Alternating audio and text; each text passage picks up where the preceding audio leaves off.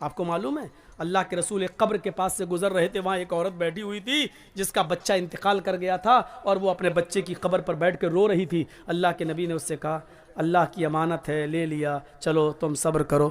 وہ پہچان نہیں سکی کہ یہ اللہ کے رسول ہیں. اس نے کیا کہا, ارے چل جا یہاں سے. آ گیا صبر کر صبر کر, صبر صبر کر چلانے والا. جس کی اوپر گزرتی ہے وہی جانتا ہے. تجھے کیا معلوم کہ میرا بیٹا مر گیا ہے, میرے اوپر کیا گزر رہی ہے, تو کیا جانے. اس نے محمد رسول اللہ سے یہ کہہ دیا. اللہ کے رسول وہاں سے چلے گئے. بھائی ایسی موقع پر کیا کہا جائے جب وہ اپنے بچے کی موت پر صبر نہیں ہو رہا ہے, اس سے صبر نہیں کر پا رہی ہے. وہ تنبیہ کرنا تھا, کر دیا, آگے بڑھ گئے. بعد میں اس عورت سے 1-2 دن کے بعد کسی نے کہا تم نے جس آدمی سے یہ جملہ کہا جانتے ہو کون؟ وہ محمد الرسول اللہ تھے. ہیں وہ اللہ کے نبی تھے جن کو میں نے یہ بولا تھا کہ ہاں. 3-4 دن کے بعد وہ اللہ کے رسول کے پاس آئی اور کہتی ہے مجھے معاف کر دیجئے اللہ کے نبی, میں آپ کو پہچان نہیں سکی. اب سنیے یہاں اللہ کے نبی کیا کہتے ہیں, اے اللہ کے رسول میں آپ کو پہچان نہیں سکی, مجھے معاف کر دیجئے. آپ نے مجھے اس دن صبر کی تلقین کی تھی, میں صبر کر رہی ہوں. اے اللہ کے رسول مجھے صبر آ گیا, میں نے صبر کر لیا, آپ مجھے معاف کر دیجئے. میں نے آپ سے کہا چل چل, تو کیا جانے, جس کی اوپر گزرتی وہ جانتا, مجھے صبر آ گیا. تو اللہ کے نبی نے مسکراتے ہوئے کیا کہا, نہیں 4 دن کے بعد صبر آیا ہے نا, نہیں, انما الصبر عند الصدمۃ الاولی, صبر تو اس وقت ہوتا ہے جب مصیبت پہنچے, اسی وقت صبر کیا جائے. بعد میں تو سبھی کو صبر آ جاتا ہے, 2, 4, 5, 6 دن کے بعد, 1 ہفتے کے بعد تو سبھی کو صبر آ جاتا ہے. آج اگر 4 دن کے بعد تمہیں صبر آیا ہے تو کیا آیا ہے؟ اصل صبر تو اس دن تھا جس دن تمہارا بیٹا مرا تھا اور تم اپنے بیٹے کے قبر کے پاس بیٹھ کر رو رہی تھی, اور اس وقت میں کہہ رہا تھا صبر کرو. اس وقت تم صبر کرتی تو تمہیں اجر ملتا, تمہیں انعام ملتا, تمہیں اللہ کی یہاں ثواب دیا جاتا. 4 دن کے بعد معافی مانگ رہی ہو اور کہہ رہی ہو کیا مجھے صبر آ گیا. آج صبر کا کوئی بدلہ تمہیں نہیں ملے گا. صبر تو وہ ہے جو مصیبت کے وقت آدمی کرے, بعد میں تو سبھی کو صبر آ جاتا ہے. صبر کو سمجھنے کی کوشش کرو. صبر یہی نہیں ہے ایک گاؤں کا مکھیا ہے, پولیس اور SSP اور DM سے اس کے تعلقات ہیں, ہم غریب آدمی ہیں, اس نے پکڑا تھپڑا مارا اور ہم پٹ گئے, کچھ نہیں کہہ رہے ہیں اس کو, کیوں؟ مکھیا ہے, اچھے تعلقات ہیں, صبر کر لیا. یہ صبر نہیں ہے, یہ صبر نہیں ہے, یہ ظلم کو سہنا ہے, یہ بزدلی ہے. آپ نے صبر نہیں کیا, آپ کے دل میں یہ تھا اگر آج اس کے پاور کے برابر میں ہوتا یا اس کے برابر میرے پاس پیسہ ہوتا یا یہ پوسٹ میری ہوتی, تب دیکھیں یہ کیسے ظلم کرتا, تب میں اس کو بتاتا. آپ ظلم صبر نہیں کر رہے ہیں, آپ ظلم سہ رہے ہیں, اور ظلم کو سہنا ایک اور جرم ہے, ایک اور پاپ ہے, ایک اور گناہ ہے, ایک اور یہ بزدلی. آپ نے مسلمان کبھی بزدل نہیں ہوتا ہے, مسلم قوم ظلم سہنے کے لیے پیدا نہیں ہوئی ہے. آپ کے اندر غصہ ہے, ہونا چاہیے. میں نہیں کہتا ہوں کہ غصہ آپ مت ہوئیے, میں کہتا ہوں کہ اگر غصہ آپ کے اندر ہے تو اس غصے کو پرورش کیجئے, اس غصے کو پالیے. میں تو آپ کو یہ نصیحت کرتا ہوں کہ غصے کو پالیے, لیکن اس غصے کو آپ اپنے اندر پال پوس کر بڑا کریے, اور یہ غصہ وہاں دکھائیے جب آپ کا بیٹا شراب پیتے ہوئے گھر پہ آئے, تب آپ کا غصہ آنا چاہیے. آپ کی بیوی بے پردہ جب بازاروں میں گھومتی ہے تب آپ کو غصہ آنا چاہیے. اس غصے کو سنبھالیے, اور جہاں غصہ ہونے کی ضرورت ہے وہاں غصہ کیجئے.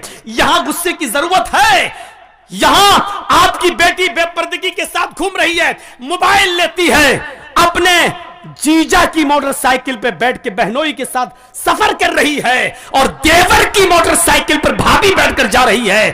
آپ کے اندر غصہ آنا چاہیے, اور آپ اپنے چھوٹے بھائی سے کہیں تیری ہمت کیسے ہوئی کہ تو نے اپنی بھابھی کو یعنی میری بیوی کو پیچھے بٹھایا, موٹر سائیکل پہ بٹھایا. اور ایک سسر کو اپنے داماد پر غصہ آنا چاہیے کہ تو نے اپنی بیوی کو چھوڑ کر میری دوسری بیٹی جو تیری سالی ہے وہ تیری موٹر سائیکل پہ بیٹھ کے بازار یا اسکول کیوں گئی ہے. اس غصے کو سنبھالیے, اور اس غصے کی ضرورت ہے یہاں پیش کرنے کی. آپ اس غصے کو پروان چڑھائیے. حرام ہے, حرام ہے, حرام ہے اگر کوئی جیجا اپنی سالی کو اپنی بائک پہ بٹھا کر شاپنگ کراتا ہے، حرام ہے اگر کوئی دیور اپنی بھابھی کو بائک پہ بٹھا کے شاپنگ کرانے کے لیے جاتا ہے اور یہ کہتا کہ میرے بھائی کی اجازت ہے۔ شریعت بھائی کی اجازت کے باوجود بھی بھابھی کو اپنے ساتھ لے جانے کی اجازت نہیں دیتی ہے۔ شریعت سسر کی اجازت کے باوجود بھی، بیوی کی اجازت کے باوجود بھی بیوی کی بہن کو اپنے ساتھ جانے کی اجازت نہیں دیتی ہے۔ شریعت شریعت ہے، نہ تیری بیوی کا قانون چلے گا نہ تیرے باپ کا قانون چلے گا۔ یہاں قانون چلے گا تو فاطمہ کے باپ کا قانون چلے گا۔ اگر مسلمان ہو تو فاطمہ کے باپ کے قانون کو مانو، اپنی بیوی کے باپ کا اور اپنی بیوی کا قانون نہیں۔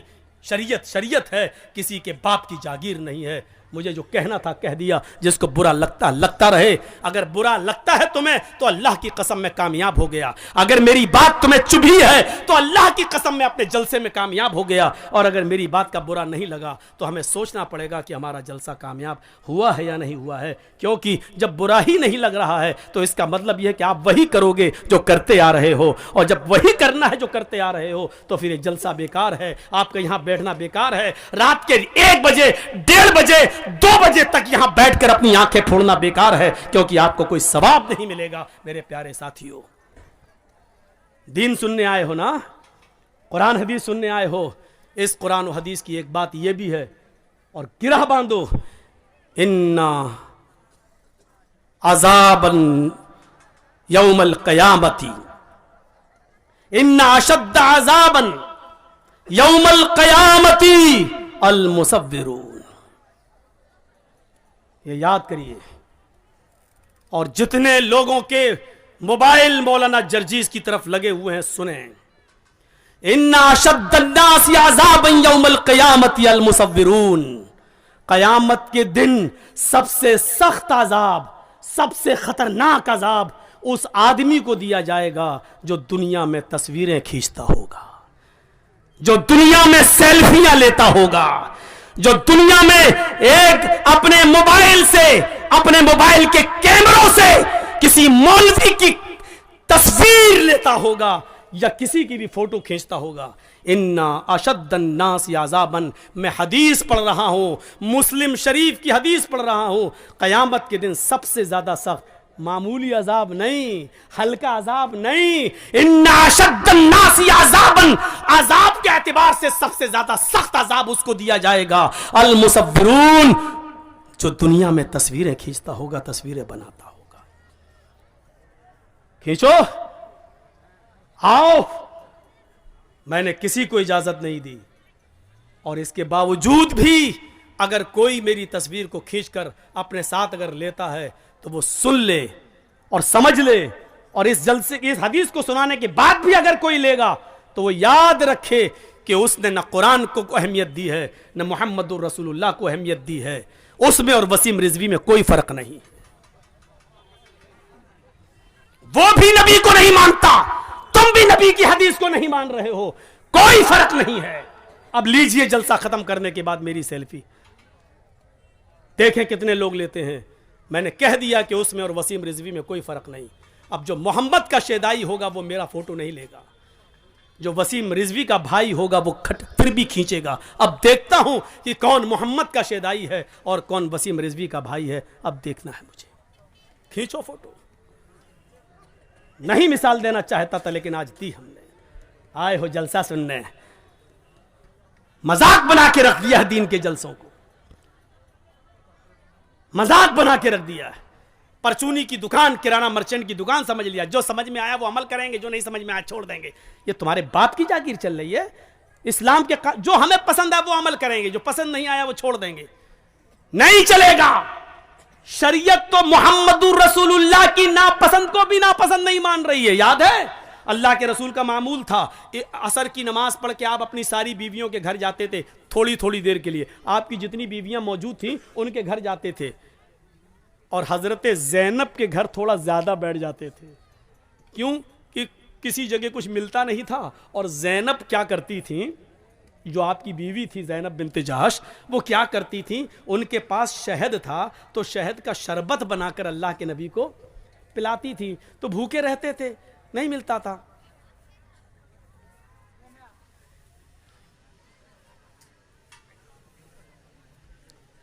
کتے کی دم 100 سال بھی رکھو گے نل کے پائپ میں اور اس کے بعد نکالو گے اور یہ سوچو کہ سیدھی ہو جائے گی، سیدھی نہیں ہو سکتی، وہ ٹیڑھی ہی رہے گی.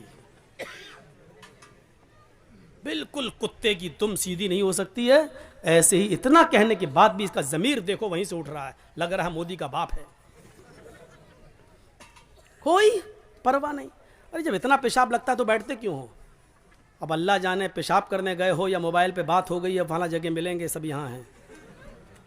بیٹا جس اسکول میں تم پڑھتے ہو اس کا ہیڈ ماسٹر رہ چکا ہوں میں. جا کر دیکھ لو. یہاں جرجی صاحب سن رہے، وہاں میلہ لگا ہے، آئی ہیں لپسٹک لگا لگا کے، ایسا لگ رہا ہے جیسے اپنے آدمی کا خون پی کے آئی ہیں. ایسی گہری لپسٹک، اور جلسوں میں بھی کریم اور پاؤڈر ایسا چپڑا ہوا ہے جیسے لگتا ہے کہ بھینس یا گائے کا گوبر لیپ لیا منہ پہ. جا کے دیکھو. اور ابھی میرے آنے سے پہلے جب ہم آ رہے تھے تب دیکھیے گا کیا حال تھا. جہاں لڑکی وہی لڑکے، قسم خدا کی کئی جگہ مثال دے چکا ہوں. ایسا لگ رہا تھا جیسے ایک کتیا کے پیچھے 10 کتے لگے. سننا پڑے گا تمہیں نہیں، تمہارے باپ کو بھی سننا پڑے گا.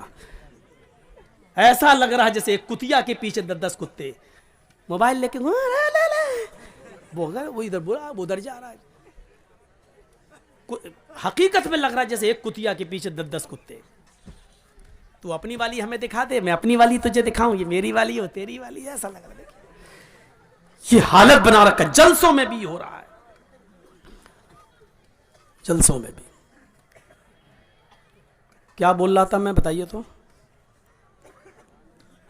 کہاں تھا؟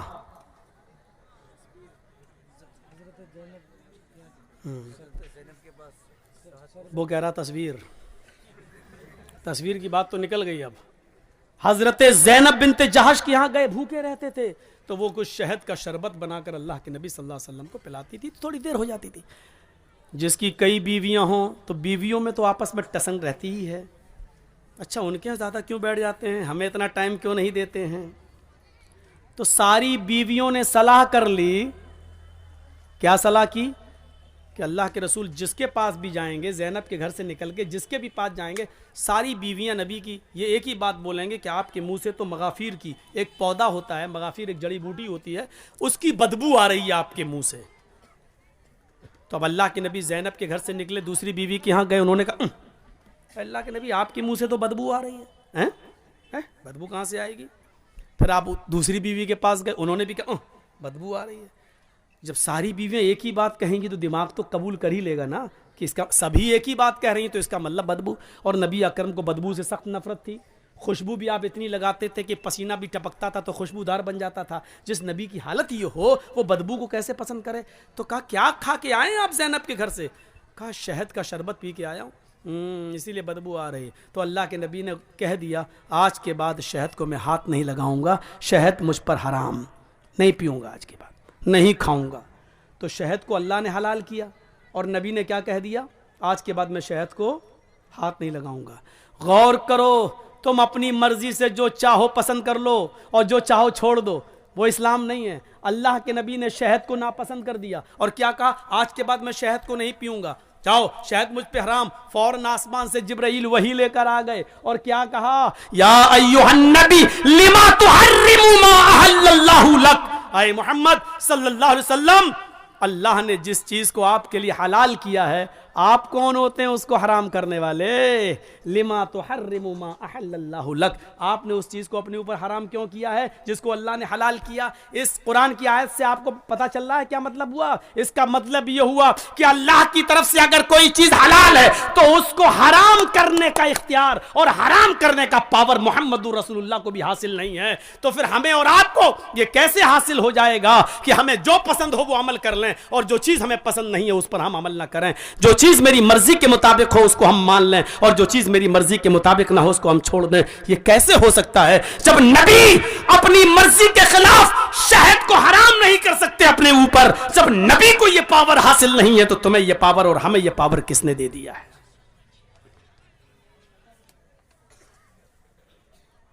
اگر ان تصویروں کی کوئی حیثیت ہوتی تو اللہ کی قسم اللہ تعالی اپنے نبی جناب محمد رسول اللہ کی تصویر کی حفاظت ضرور کرتا.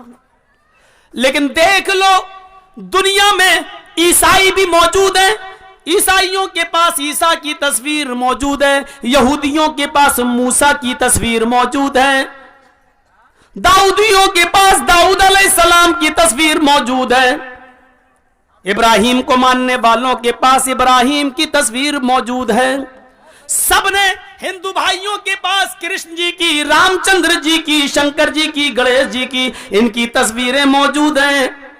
اگر دنیا میں کسی نبی کی تصویر موجود نہیں ہے تو وہ ہستی ہے جناب محمد رسول اللہ صلی اللہ علیہ وسلم کی، کیونکہ اگر آج نبی کی تصویر ہوتی تو کوئی آدمی نماز پڑھنے مسجد میں جاتا ہی نہیں، کوئی آدمی اللہ کے نبی کے روضہ اقدس پہ جاتا ہی نہیں، وہاں درود پڑھتا ہی نہیں، وہ اللہ کے نبی کی تصویر کو اپنے گھر لگا لیتا، وہ نبی کی تصویر پہ ہار یا مالا ڈال دیتا، یا تصویر کو اپنے گھر میں لگا کر 7 چکر اسی کے لگا کے کہہ دیتا کہ حج ہو گیا۔ میرے پیارے ساتھیوں، وہ نبی اکرم کی تصویر کو چھوٹے چھوٹے ٹکڑوں میں لے کر اس کا تعویذ بناتا، اس کو پہنتا، اور پھر نبی کا فوٹو اخباروں میں چھپتا، نبی کا فوٹو پیپروں میں آتا، اور کبھی اس کی کٹنگ ہوتی اور وہ پیروں کے نیچے روندا جاتا۔ اللہ تعالیٰ کو اپنے نبی کی یہ رسوائی اور بے عزتی گوارا نہ تھی میرے بھائیوں، اس لیے اللہ نے جناب محمد رسول اللہ کی کوئی تصویر دنیا میں باقی نہیں چھوڑی ہے،